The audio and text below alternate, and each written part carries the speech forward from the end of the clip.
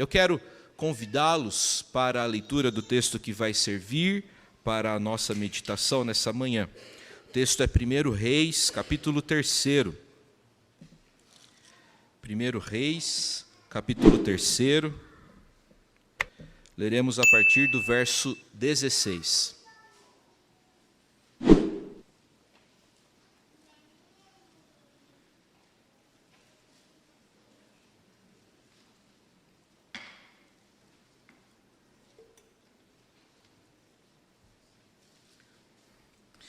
Primeiro Reis, capítulo 3, a partir do verso 16.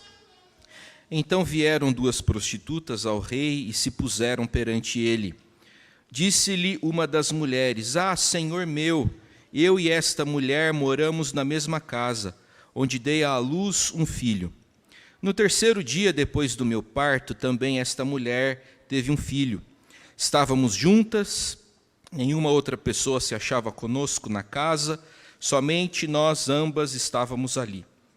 De noite, morreu o filho desta mulher, porquanto se deitara sobre ele.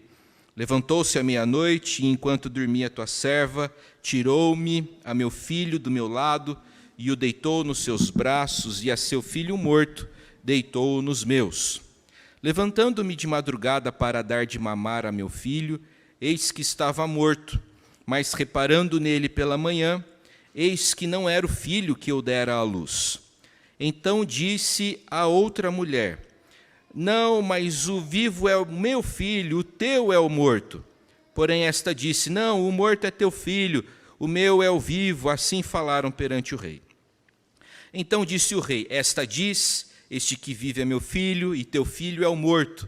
E esta outra diz: Não, o morto é teu filho, e o meu filho é o vivo. Disse mais o rei: Trazei-me uma espada. Trouxeram uma espada diante do rei. Disse o rei: Dividi em duas partes o menino vivo, e dai metade a uma e metade a outra. Então a mulher cujo filho era vivo falou ao rei, porque o amor materno se aguçou por seu filho, e disse: Ah, senhor meu, dai-lhe o menino vivo, e por modo nenhum o mateis. Porém a outra dizia: Nem meu, nem teu, seja dividido. Então respondeu o rei: Dai à primeira o menino vivo, não o mateis, porque esta é a sua mãe. Todo Israel ouviu a sentença que o rei havia proferido, e todos tiveram profundo respeito ao rei, porque viram que havia nele a sabedoria de Deus para fazer justiça. No palácio dos reis frígios, na cidade de Górdio, havia um carro de bois amarrado a um poste com um nó bastante complexo. De acordo com a lenda, quem fosse capaz de desfazer o nó seria o governador de toda a Ásia Menor. No inverno de 333 a.C., Alexandre o Grande passou por aquela região. E ele tentou desfazer o nó durante alguns dias, até que ele recebeu a informação de que não havia nenhuma ponta para desembaraçar aquele nó tão complexo. Diante disso, Alexandre o Grande pegou a sua espada e cortou o nó, dividindo em dois. Uma solução simples para um problema complexo. No texto que nós acabamos de ler, também encontramos uma solução simples para um problema muito complexo. Porém, antes de avançarmos na compreensão acerca dessa passagem, é importante fazermos algumas considerações iniciais para que nosso conhecimento e compreensão acerca da passagem seja maior. Os livros de 1º e 2º Reis traçam a história de Israel desde a ascensão de Salomão à condição de rei até o exílio, abrangendo um tempo que tem a duração de cerca de 400 anos. A história contada e registrada aqui é, sobretudo, trágica, mostrando que a desobediência a Deus é um grande mau negócio. Israel experimentou grandes dificuldades por conta de sua desobediência, em virtude de sua infidelidade ao Senhor.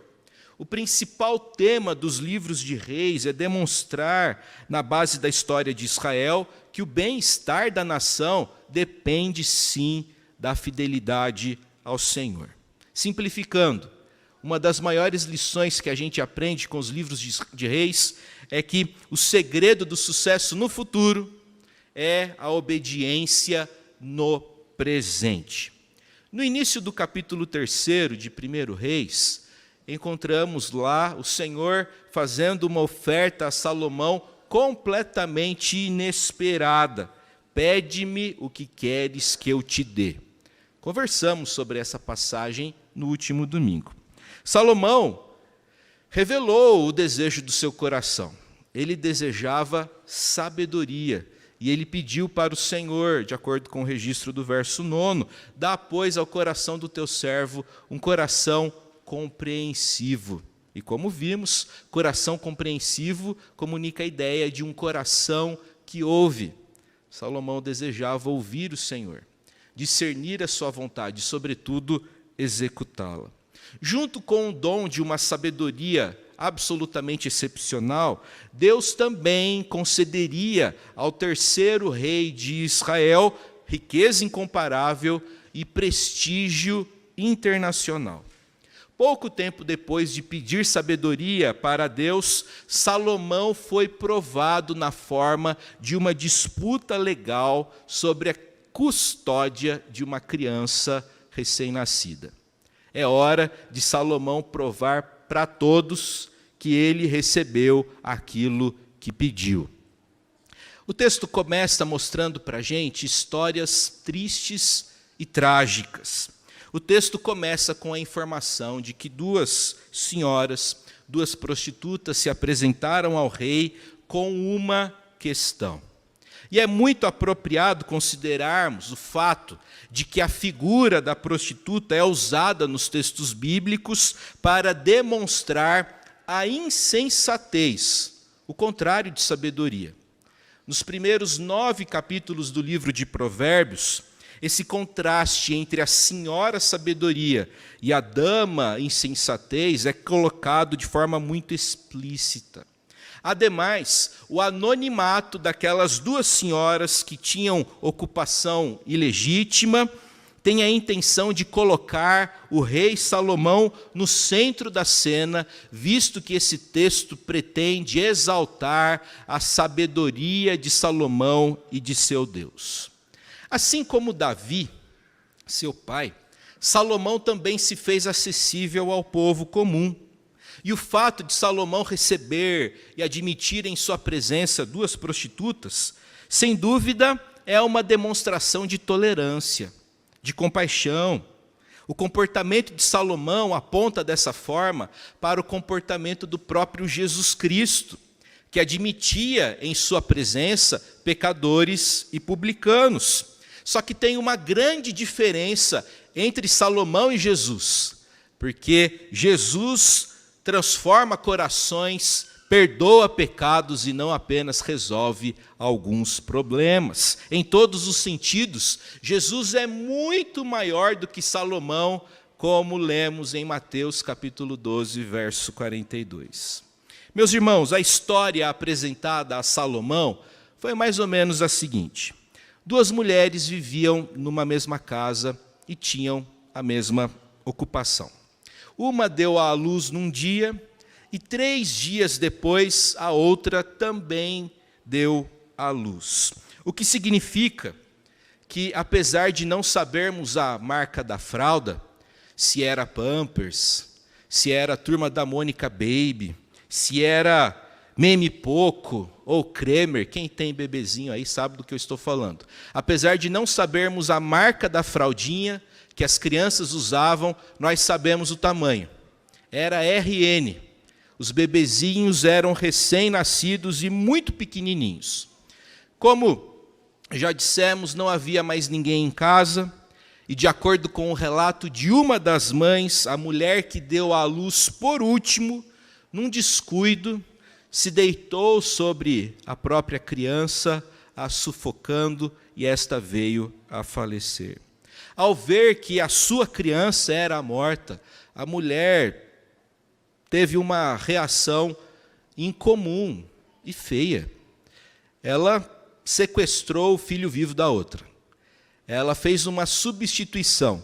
Deitou sobre aquela senhora que dormia o seu filho morto e tomou o filho dela vivo para si. Ao se levantar de madrugada para amamentar a sua criança, e esse é um dos maiores desafios de quem tem um bebezinho lá em casa, não é verdade? Ao se levantar de madrugada para dar de mamar, a mãe viu que a criança que estava ao seu lado era morta. Bem, pela manhã, aquela mulher, reparando melhor na criança, se deu conta que aquele menino não era o seu. E aí tudo ficou muito claro para ela. A outra substituiu a criança durante a noite. Nesse ponto, a segunda mulher interrompeu a primeira para contar a sua própria versão da história. Curiosamente, a segunda mulher não questionou o relato da primeira. Apenas insistiu teimosamente no fato de que o filho vivo, de que o menino vivo era seu. E aqui o julgamento acabou se transformando numa grande discussão, com acusações indo e vindo. A discussão foi calorosa e persistente e só se encerrou quando o rei a interrompeu. A situação aqui, gente, é lamentável em todos os sentidos. Todos os envolvidos nessa história merecem a nossa compaixão. Com certeza sentimos muita compaixão pela mulher que teve seu filho roubado durante a noite e que estava desesperada para tê-lo de volta. E no desespero dessa mulher querendo seu filho de novo, nós conseguimos enxergar a saudade daquela mãezinha que viu o seu filho se for. E aqui eu abro um parênteses para dizer que aqui em nosso meio, nessa igreja, nós temos mulheres, irmãs queridas, que estão passando por essa dor dilacerante de lidar com a perda de um filho querido. Então, nesse momento, eu manifesto aqui meu apreço e a minha contínua intercessão pela senhora, Dona Marlene, e também pela Dona Eline, que perdeu seu filho querido na última semana. Bem, também sentimos pena da mulher acusada do crime de sequestro. Como deve ter sido horrível para ela ser a responsável pela morte trágica do seu menino. Normalmente teria sido necessário o depoimento de uma testemunha para tratar do caso. A lei de Moisés, que Salomão estava obrigado a observar, estipulava, determinava que todo caso precisava ser resolvido com pelo menos uma testemunha, mas não haviam testemunhas ali, de modo que a solução precisaria ser outra. E agora, Salomão, o que é que você vai fazer com essa sabedoria que você recebeu do Senhor? Salomão ouviu tudo atentamente, mas não conseguiu discernir e identificar a verdade tão somente por meio do relato e do testemunho daquelas duas senhoras. Cada uma contava uma versão diferente. O rei resolveu colocar em ação uma solução ousada e simples. Primeiro o rei diz: trazei-me a espada. E eu consigo imaginar, não sei vocês, eu consigo imaginar todas as pessoas que estavam ali na sala do trono, com cara de espanto e de terror. O que o rei vai fazer com essa arma mortal? Em seguida, o rei diz: dividi em duas partes o menino vivo, e dai uma metade para uma e a outra metade para a outra. A solução jurídica de Salomão era, ao mesmo tempo, imparcial. Ninguém pode acusar Salomão de ser um juiz parcial, não. Sua solução foi imparcial, mas era cruel. O arranjo legal de Salomão não parece sabedoria, parece loucura. As pessoas estão com o medo estampado em suas faces, porém o fato é que havia uma lógica por trás do pensamento do rei, que nunca pretendeu que sua ordem fosse efetivamente executada. Na verdade, em sua sabedoria, concedida pelo Senhor, Salomão submeteu aquelas mulheres a um rigoroso teste que vai revelar o coração de cada uma.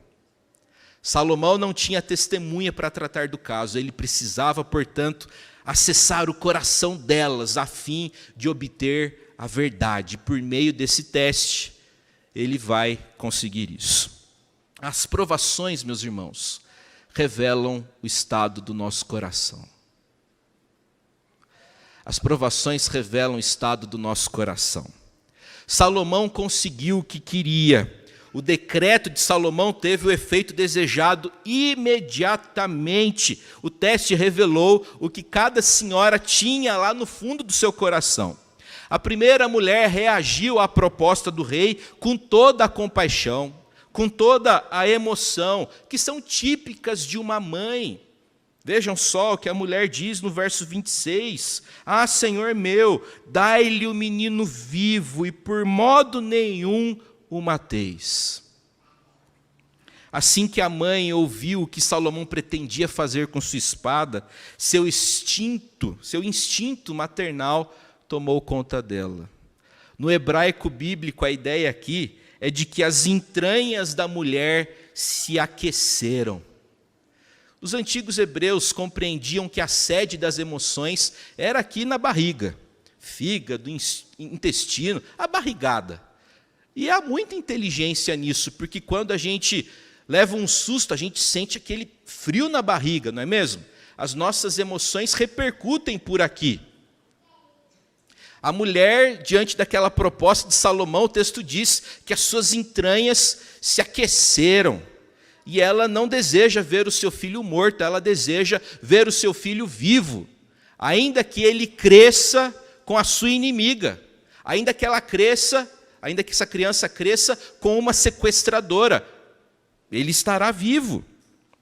Meus irmãos, a mulher gritou ao rei para poupar a vida da criança. A primeira mulher decidiu-se pelo amor. E o amor, vocês sabem, é sacrificial. O amor verdadeiro, o amor autêntico, o amor legítimo, sempre está disposto a se doar, a se entregar, a se sacrificar, a trocar o próprio prazer pelo prazer do outro, a substituir a própria alegria pela alegria do outro. O amor é essencialmente sacrificial. A mulher reage à proposta do rei com amor e com disposição ao sacrifício. Um teólogo britânico chamado G.K. Chesterton afirmou corretamente o seguinte: no momento em que temos o coração fixado, temos as mãos livres. Repito, no momento em que temos o coração fixado, temos as mãos livres. A ideia do teólogo é a seguinte: quando a gente tem apego a alguma coisa, quando a gente se compromete com alguma coisa, quando a gente ama alguma coisa, nós temos a disposição e o desejo de servir e de auxiliar. Quem ama consegue servir e consegue sim se sacrificar. A primeira mulher reage com amor. A segunda senhora reage de forma completamente diferente. Ela reage com amargura, ela reage com tristeza, ela reage com inveja. Fria e cruelmente aquela senhora diz: nem meu nem teu, seja dividido. A segunda mulher estava disposta a ficar com a sua metade da criança, o que indica que ela não desejava a criança toda. Quem tem disposição por ter metade de uma criança é porque não deseja lá no fundo a criança toda. Meus irmãos, a inveja é coisa complexa, é coisa feia, e revela a corrupção e a crueldade do coração humano. E por ser algo tão complexo, a inveja tem várias facetas, todas maléficas e todas prejudiciais. Em primeiro lugar, a inveja é mais do que um simples desejo por algo que outra pessoa tem. Sabiam disso? Inveja é mais do que desejar o que o outro tem. Na verdade, pessoas invejosas compreendem que merecem o que a outra pessoa tem, tanto quanto ou ainda mais que o outro. Inveja não é apenas desejar o que o outro tem, é conceber que você merece mais aquilo que o outro. Eu gosto bastante de um livro escrito por um escritor português chamado Eça de Queiroz. E nesse livro ele descreve um pouco da personagem que ele chama de Juliana, uma senhora pobre e que precisa ser empregada. E aí, quando a Juliana toma consciência de que ela nunca vai sair da condição de empregada, o Eça de Queiroz escreve o seguinte: teria de servir até ser velha, sempre, de amo em amo. Essa certeza dava-lhe uma desconsolação constante. Começou a azedar-se. A mulher azedou. A mulher ficou amarga. E essa mulher que azedou e que amargou também invejava. Ela sofria com a felicidade alheia. A mulher era tão invejosa que ver alguém feliz era motivo para ela de tristeza. Em outro momento da obra, Eça de Queiroz escreveu o seguinte: cada riso delas era uma ofensa à sua tristeza doentia, cada vestido novo uma afronta ao seu velho vestido de mirino tingido. Mas a outra face da inveja, e como eu já disse anteriormente, essa faceta também é feia. No fundo, o invejoso não apenas deseja o que é do outro, o invejoso deseja que o outro não tenha nada. A mulher que se dispõe a ter metade de uma criança porque não deseja a criança toda. Isto é, a grande preocupação da mulher quando fez aquela substituição na calada da noite não era ter um filho, mas era garantir que o outro não tivesse aquilo que ela não poderia mais ter. O invejoso deseja que o outro não tenha nada. Eu já ouvi, e acho correto isso que eu vi, que um dos grandes testes que a gente pode fazer para avaliar o estado do nosso coração, se a gente ama o próximo ou não, é avaliarmos o nosso coração quando o outro se dá bem. Às vezes a gente imagina que podemos avaliar o estado do nosso coração verificando o que fazemos e o que sentimos quando o outro está numa situação difícil. De fato, isso é importante, ajudar pessoas que passam por problemas. Porém, ao avaliarmos o que sentimos e o que nos dispomos a fazer quando o outro se dá bem, aí a gente consegue verificar como anda o nosso coração.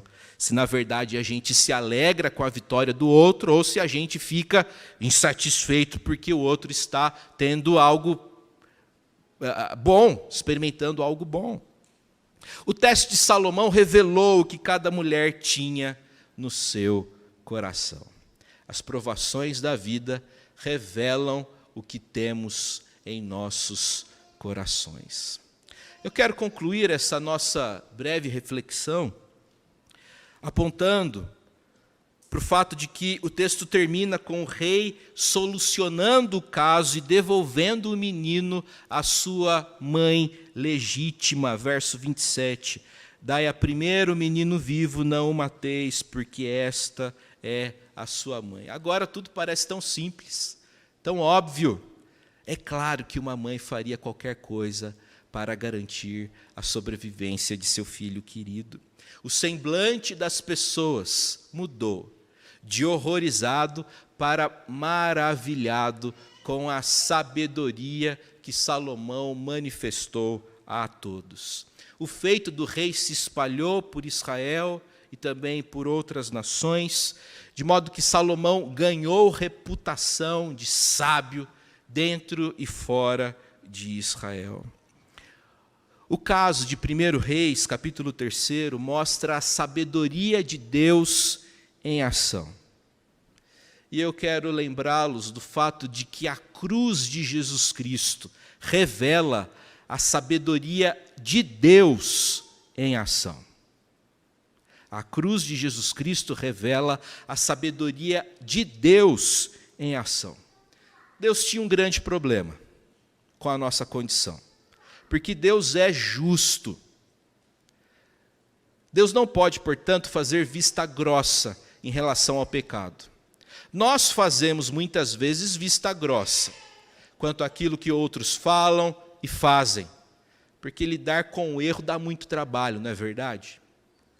Muitas vezes nós fazemos vista grossa em relação a erros alheios, mas o Senhor, por ser justo e santo, não pode simplesmente passar uma borracha sobre os nossos pecados. É da natureza da santidade eliminar o pecado. É da natureza da justiça punir aquilo que é imperfeito. Porém, o Senhor, além de justo, é também cheio de amor. Como conciliar essas duas situações? Como conciliar a justiça e o amor de Deus?